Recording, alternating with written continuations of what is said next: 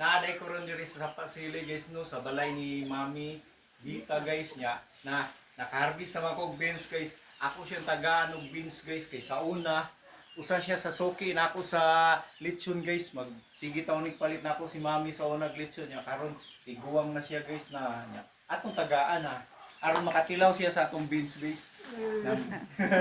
May pila na kayo mo edad mi? Iwan naman na siya doon. Aw, iwan na. Nya, ang pensyon niya ti kay. Mo. Mo nakapait na to dito. Katak nagahaya na. Ha?